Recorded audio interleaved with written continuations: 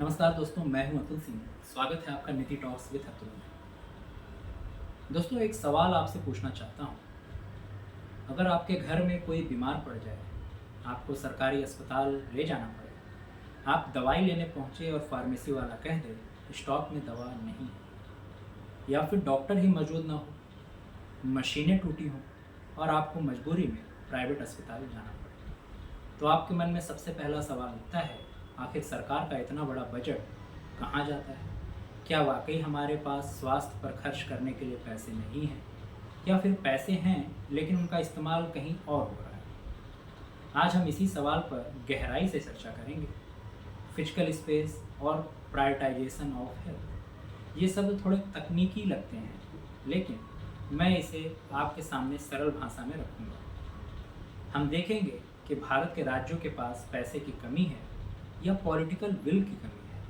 सोचिए, आपके घर का मासिक बजट है 50,000 रुपये। इसमें से 30,000 आप किराए और ईएमआई में खर्च कर देते हैं, 10,000 बच्चों की पढ़ाई और राशन पर, 5,000 दवाइयों पर और आखिर में 5,000 बचता है। अब सवाल यह है, उस 5,000 को आप कहाँ लगाएंगे? क्या आप उसे बचत में डालेंगे, क्या कोई लग्जरी खरीदेंगे, या किसी ज़रूरी काम पर खर्च करेंगे?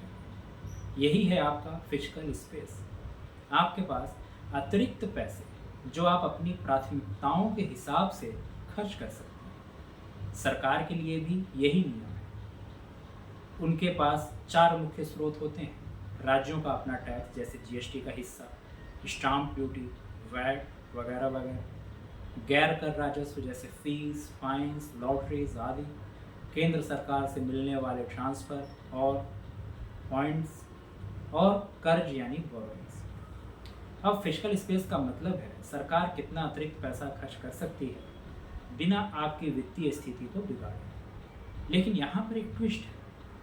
कई बार फिजिकल स्पेस होता तो है, लेकिन उसका इस्तेमाल हेल्थ सेक्टर में नहीं होता। वो पैसा चला जाता है सड़कों में, बिजली सब्सिडी में, चुनावी वादों में। यानी प्रॉब्लम पैसा नहीं, प्रायोरिटी है। साल 2015 में यूनाइटेड नेशंस ने सस्टेनेबल डेवलपमेंट गोल्स यानी एसडीजीज तय किए। इनमें 3 गोल्स बहुत साफ था: good health and well being for all. ये तीसरा गोल था इसका। इसमें टारगेट था मातृ मृत्यु दर घटाया जाए, शिशु मृत्यु दर घटाया जाए, कम्युनिकेबल और नॉन कम्युनिकेबल डिजीज पर नियंत्रण हो, यूनिवर्सल हेल्थ कवरेज हो और दवाइयाँ वैक्सीन सबके लिए अफोर्डेबल हो। भारत ने भी इस पर हामी भरी और कहा हम 2030 तक इन लक्ष्यों को हासिल करेंगे। 2017 की नेशनल हेल्थ पॉलिसी में टारगेट रखा कि जीडीपी का 2.5% स्वास्थ्य पर खर्च हो। अब आप सोच रहे होंगे, क्या ये टारगेट पूरा हुआ? दुर्भाग्य से जवाब है ना। कोविड से पहले खर्च था 1% ऑफ जीडीपी, कोविड के दौरान 1.2% ऑफ जीडीपी, 2021-22 में बढ़कर 1.3% ऑफ जीडीपी। यानी टारगेट 2.5% है और हम अटके हैं 1.3 पर। और इस गैप का असर आप और मैं रोज अपने आसपास देखते हैं। अब आइए राज्यों की ग्राउंड रियलिटी देखते हैं। गुजरात, महाराष्ट्र, कर्नाटक देश के सबसे बड़े इंडस्ट्रियल स्टेट्स, लेकिन हेल्थ पर खर्च जीएसडीपी का सिर्फ 0.6%। दूसरी तरफ अरुणाचल प्रदेश, जो रिसोर्सेज में उतना रिच नहीं है, उसने 3.3% तक खर्च कर दिया। यानी कमिटमेंट वही है जहां रिसोर्सेज कम है। पर अब सवाल ये है, ऐसा क्यों? क्या गुजरात और महाराष्ट्र जैसे स्टेट्स के पास पैसे नहीं हैं? उनके पास तो ज़्यादा पैसे हैं, तो फिर खर्च हेल्थ पर क्यों नहीं होता? क्योंकि वहाँ प्रायोरिटी इंफ्रास्ट्रक्चर, बिजनेस सब्सिडी और इंडस्ट्रियल प्रमोशन प्रोजेक्ट्स को दी जाती है। और यही असली मुद्दा है, physical space versus prioritisation. Physical space बनाम प्रायोरिटाइजेशन। 2019 की असेसमेंट बताती है कि कई राज्यों के पास काफ़ी फिजिकल स्पेस बचा हुआ था, जिसे कहा जाता है यूआरएफएस यानी अनरियलाइज्ड फिजिकल स्पेस। यानी पैसा था लेकिन हेल्थ सेक्टर में नहीं लगाया गया। तेलंगाना और आंध्र प्रदेश जैसे रिच पर कैपिटा स्टेट्स भी 1% से कम हेल्थ पर खर्च करते हैं, जबकि छत्तीसगढ़, अरुणाचल प्रदेश जैसे रिलेटिवली पुअर स्टेट्स ज़्यादा खर्च कर रहे हैं। यानी क्लियरली प्रॉब्लम रिसोर्स कंस्ट्रेंट की नहीं है, बल्कि पॉलिटिकल प्रायोरिटी की है। स्टेट गवर्नमेंट सोचती है हेल्थ का फ़ायदा तुरंत वोट में नहीं दिखेगा, लेकिन रोड, फ्रीबी और सब्सिडी का इमीडिएट पॉलिटिकल रिटर्न मिलता है। हेल्थ आउटकम और गैप सब आउटकम्स की तरफ चलते हैं।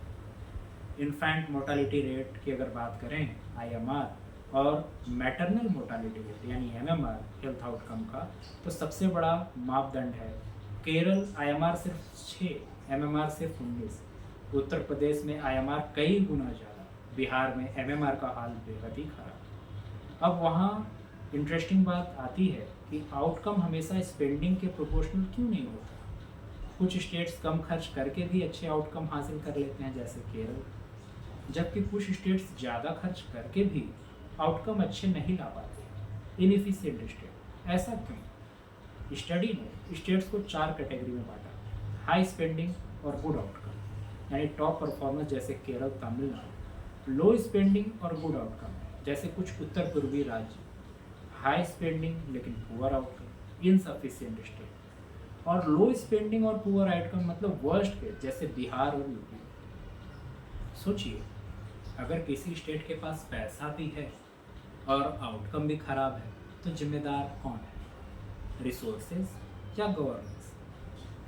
तो अब एफिशिएंसी का मुद्दा उठता है।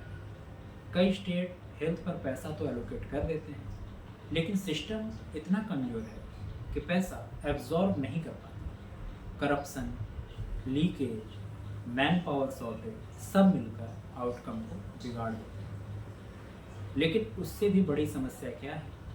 स्टेट्स जिनके पास पैसा है लेकिन हेल्थ पर खर्च ही नहीं करते, क्योंकि रोड बनाना है, पावर की सब्सिडी देनी है, मुफ्त में सब कुछ देना है, क्योंकि पॉलिटिकल बेनिफिट उन्हें मिल सके। हेल्थ इन्वेस्टमेंट, उसका फ़ायदा 5 से 10 साल में दिखता है, इसलिए उस पर इन्वेस्टमेंट क्यों करें?